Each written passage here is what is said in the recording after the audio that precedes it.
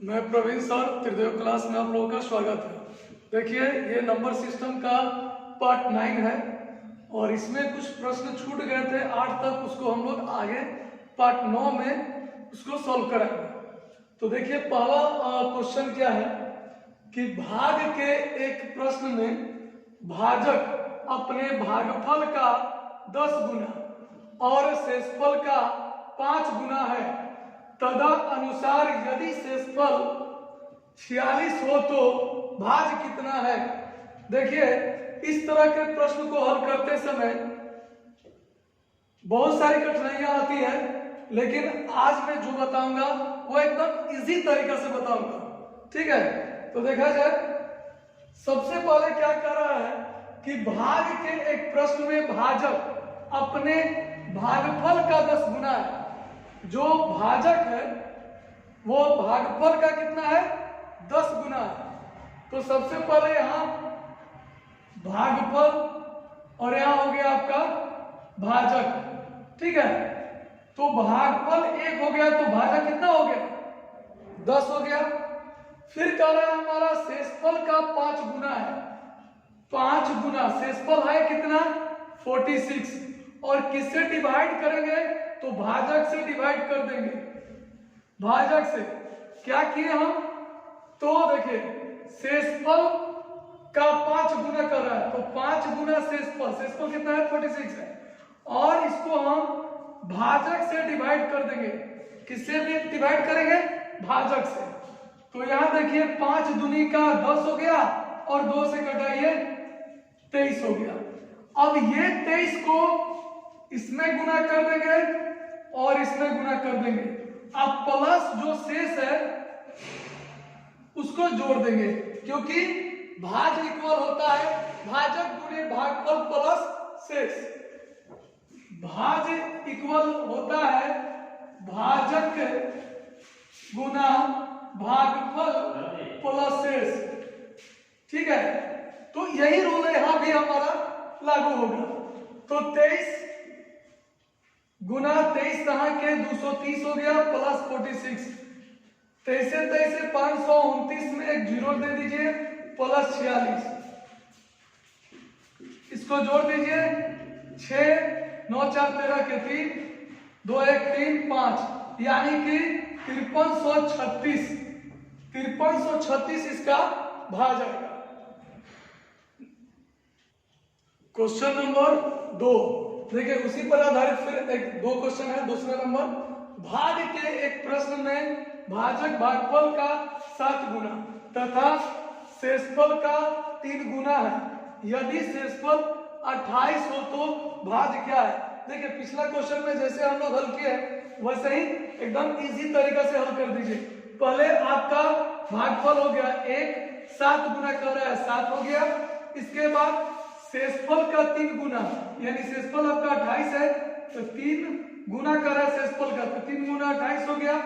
और बटा में यानी डिवाइड किसे करना है तो भाजक से, यानी 7 से, 7 चौक 28, 4 तिहाई 12, 12 से इसमें मल्टीप्लाई, 12 से इसमें मल्टीप्लाई, और प्लस क्या हो जाता है वही शेष 12 हो गया, 12 7 84 हो गया। और इसको क्या करेंगे गुना करके 28 जोड़ देंगे।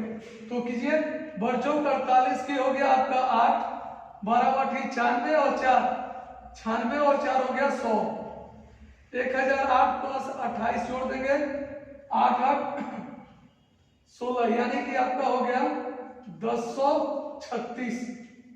ये आपका आंसर। अब एग्जांपल और 3 नंबर देख लिया जाए क्वेश्चन।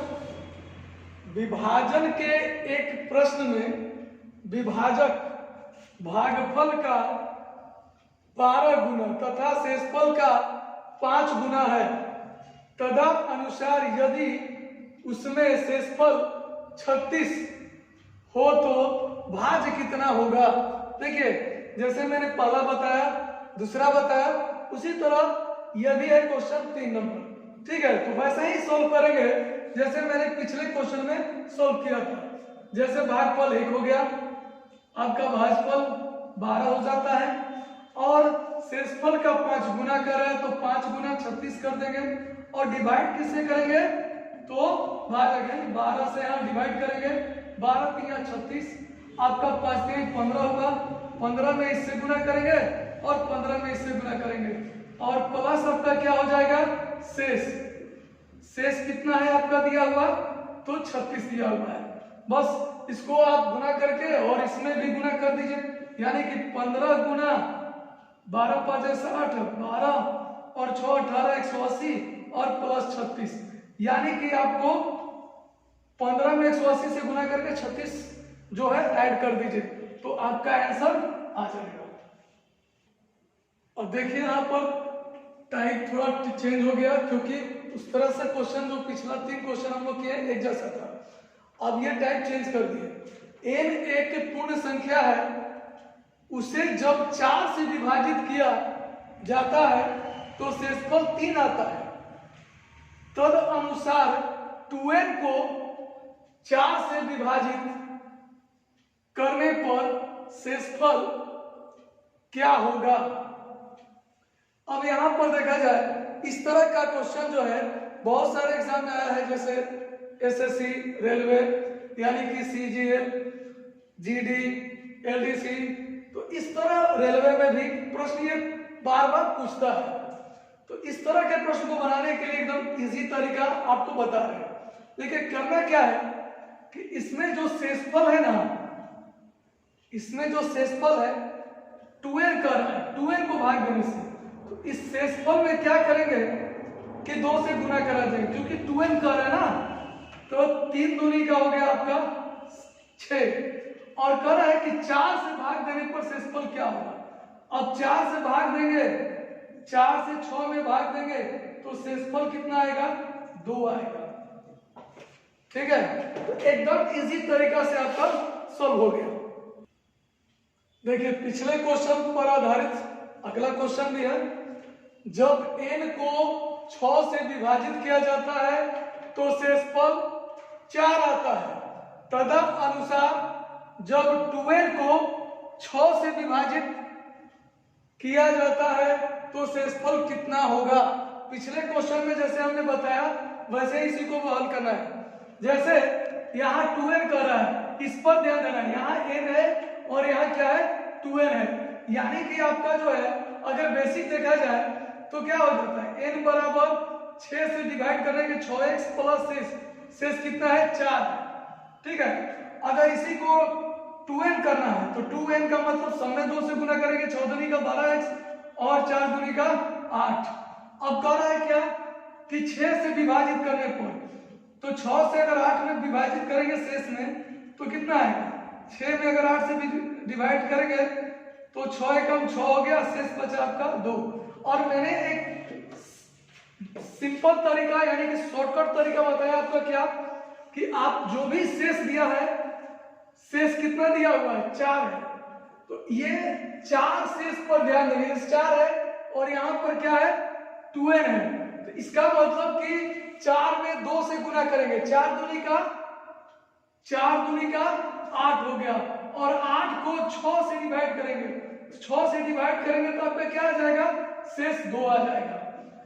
इसी तरह से अगर यहाँ पर 3n हो, अगर आपको एग्जाम में 2n न देकर अगर 3n 4n 5n इस तरह का क्वेश्चन भी दिया हो तो आपको शेषफल को गुना कर दीजिए और जिसे डिवाइड करने के लिए कह रहा है उससे आप डिवाइड कर दीजिए, अगर कम संख्या हो तो डायरेक्ट घटा दीजिए, इससे आपका आंसर एक्यूरेट आ जाएगा।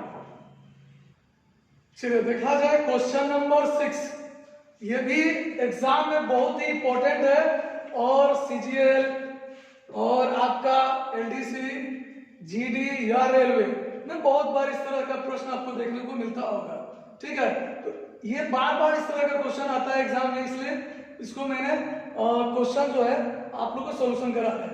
देखिए क्वेश्चन नंबर 6 क्या है कि वह सबसे बड़ी संख्या जिससे व्यंजक n4 plus 6 n3 plus 11 n² plus 6n plus 24 प्रत्येक प्राकृत संख्या n के लिए पूर्णतः विभाजित होगा।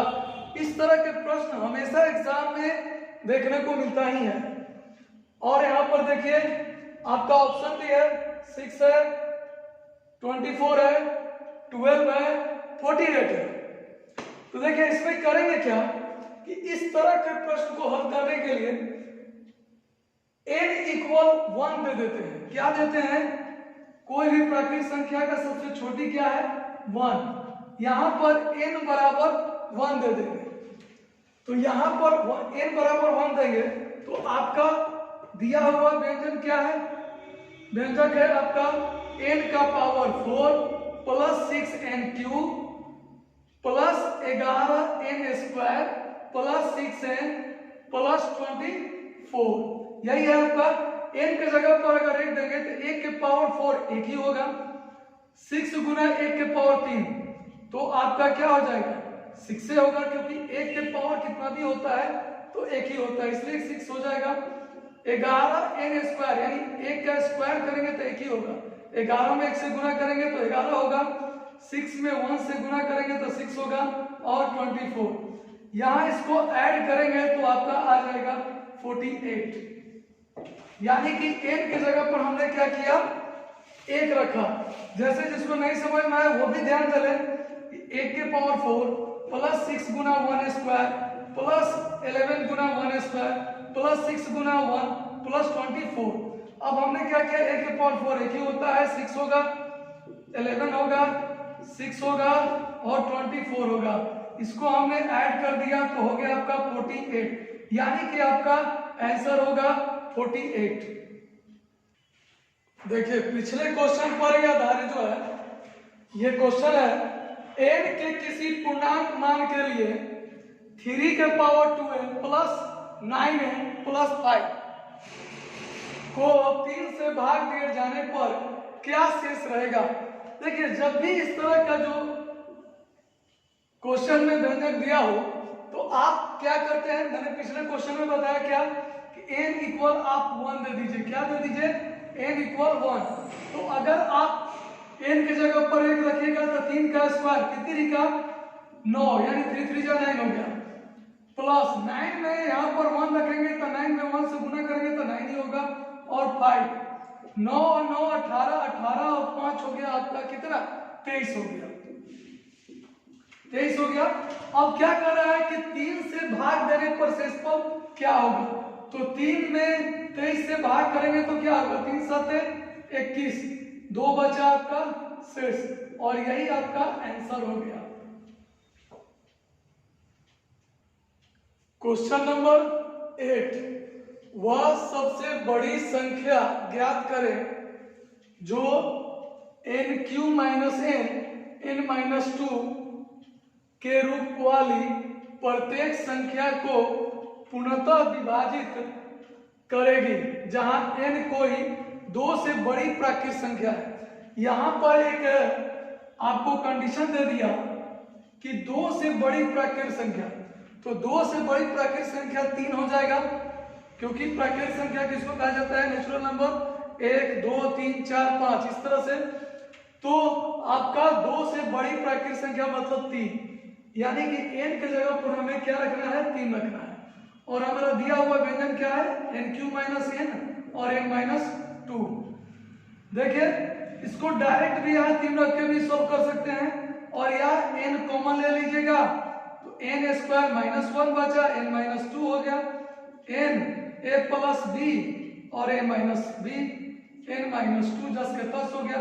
अब n के जगह पर क्या रखेंगे? 3, तो 3 हो गया, 3 है 1 4 हो गया, 3 में से गया 2 हो गया, 3 में से 2 गया 1, 3 चौक के 12, 12 दूनी का 24, 24 इसका आंसर हो गया।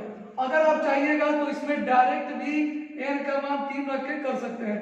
3 के पावर क्यू कीजिएगा, आपका n के पावर क्यू कीजिएगा तो कितना हो जाएगा? 27 माइनस 3 और n-2 यानी कि 3 में से 2 गया 1, यानी कि 24 गुना 1 इक्वल 24 आंसर। यानी कि आप चाहिएगा तो यहाँ डायरेक्ट भी n का मान 3 रख दीजिएगा तो भी आपका 24 ही आएगा, अगर इस तरह से थोड़ा सा तोड़ के भी बनाइएगा तो 24, यानी कि इसका आंसर होगा 24। क्वेश्चन नंबर 9, ये जो है एग्जाम में आया हुआ क्वेश्चन है, ठीक है, एलडीसी में आया था 2015 में। दो संख्याओं को 33 से अलग अलग भाग देने पर शेष क्रमशः 21 तथा 28 प्राप्त होते हैं। यदि दोनों संख्याओं के योगफल को 33 से भाग दिया जाए तो शेष कितना प्राप्त होगा, शेष जो है कितना प्राप्त होगा। तो यहां पर देखिए दोनों शेष जो दिया है ना, इसका योगफल यानी कि जो दोनों को क्या करेंगे, जोड़ देंगे 21 प्लस 28 और माइनस कर देंगे किससे, जो 33 से अलग अलग भाग देना है, ठीक है। इससे क्या होगा, दोनों को जोड़कर 33 से भाग करें तो डिजिट छोटा है, इसलिए जो है 33 से घटा भी देंगे तो आंसर वही आएगा जो हम भाग करेंगे। तो यहाँ हो गया 8 1 9 हो गया, 2 2 4 हो गया, 49 33, 9 में से 3 गया 6 हो गया और 4 में से 3 गया 1 हो गया। अगर आप जोड़े 49 आया, अगर 33 से डिवाइड भी करेंगे तो 33 से कम 33 6 16, यानी कि शेष जो है 16 ही आएगा। इसलिए हमने यहाँ पर डायरेक्ट घटा दिया, या आप डिवाइड कीजिए, दोनों एक ही चीज है। चलिए देखा जाए क्वेश्चन नंबर 10। जब किसी पूर्णांक k को 3 से भाग दिया जाता है तो शेषफल 1 है, मतलब 3 से भाग दिया जाता है तो शेषफल क्या है, 1 आता है। और k प्लस 1 को 5 से भाग देने पर शेषफल 0 है, तो निम्न में k का एक संभव मान क्या हो सकता है, ये निकालना है। और ये क्वेश्चन जो है एग्जाम में सीजीएल में पूछा हुआ क्वेश्चन है। तो इसमें क्या करेंगे कि देखिए 3 से भाग देने पर जो है शेष 1 आता है, ये k का ही मान दिया हुआ है। अब इसमें से कौन सा k का मान होगा, ठीक है, वैसा वही लेंगे k का मान कि जो कि 3 से भाग देने पर शेष 1 आए, और k में अगर 1 जोड़ देते हैं तो 5 से भाग देने पर शेष 0 हो जाए। तो देखिए 62 अगर लेते हैं ऑप्शन ए, तो 3 से भाई डिवाइड करेंगे तो आपका जो है 3 दूनी का 6, यानी कि शेष 2 आ जाएगा, ये नहीं होगा। 63 है तो 3 शेष आ जा रहा है, ये भी नहीं होगा। और इसको जो है 3 से डिवाइड करेंगे तो शेष इसका पूरा का पूरा 0 आ जाएगा, ये भी नहीं होगा। इसमें 3 से भाग करेंगे, 3 दूनी का 6 3 एकम 3, इसमें शेष 1 आ जा रहा है 3 से भाग करने पर। और कह रहा है कि k प्लस 1 यानी 1 जोड़ने पर 5 से पूरा पूरा कट जाए, 0 आ जाए शेष। तो 64 में अगर 1 जोड़ेंगे तो ये 65 हो जाएगा, और 65 को अगर 5 से डिवाइड करेंगे, 5 से डिवाइड करेंगे तो 13 5 65, यानी कि शेष क्या आ गया, 0 आ गया। इसका मतलब यह है कि आपका k का वैल्यू 64 हो गया, यानी 64, क्योंकि 64 में 3 से भाग दिए तो शेष 1 आ गया, और इसमें 1 बढ़ा दिए तो 65 हो गया, और 65 को 5 से भाग देने पर शेष कितना आना चाहिए, 0, तो 5 से भाग देने पर भी 0 आ गया। तो इस तरह का भी एग्जाम में क्वेश्चन जो है बार बार देता है, और ये सीजीएल में क्वेश्चन पूछा हुआ क्वेश्चन है। देखिए क्वेश्चन नंबर 11। एक संख्या को क्रमागत 4, 5 तथा 6 से भाग देने पर क्रमशः 2, 3, 4 शेष बचते हैं, वह संख्या क्या है।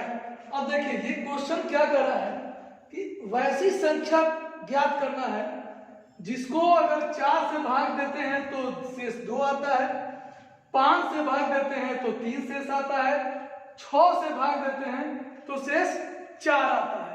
तो आखिर सा वो कौन सा संख्या है जो कि 4 से भाग देने पर शेष 2 आए, 5 से भाग देने पर शेष 3 आए, और 6 से भाग देने पर शेष 4, वो संख्या ज्ञात करना है। देखिए ये क्वेश्चन भी एग्जाम में बहुत बार आया है, और आने की हमेशा संभावना रहती भी है। तो इस तरह के क्वेश्चन को सॉल्व करने के लिए पहले एक तरफ इसको लिख लिया जाए और एक तरफ शेष वाले को लिख दिया जाए। जैसे 4, 5, 6 और इधर क्या किए 2, 3, 4 इधर शेष वाले को लिख दिए। अब क्या करेंगे, सबसे लास्ट वाले को जोड़ेंगे। पहली बार 6 और 4 हो गया आपका 10। इसके बाद इधर वाले को गुना और इधर वाले को जोड़ना है। तो 5 से गुना करें और 3 को जोड़ दिए, हो गया 10 5 50 3 53। फिर 53 के बाद इसको लेंगे, 4 से गुना और 2 को जोड़ेंगे, 53 चौके प्लस 2, 53 चौके होता है 212 अब प्लस 2 214। मतलब मेरा क्या था कि सबसे पहले 6 और 4 को मैंने जोड़ दिया, 6 4 हो गया आपका कितना 10 हो गया। फिर इस 10 के बाद अब इसके बाद इस संख्या को लिए 5 से गुना और इधर वाले शेष को जोड़ दिए, 10 5 50 3 53। फिर 53 आया तो फिर 4 से गुना फिर 2 जोड़ दिए, 53 चौके 212, 2 को जोड़ दिए 214। यही 214 जो है आपका संख्या है कि जो कि आप 4 से भाग दीजिएगा तो शेष 2 आएगा।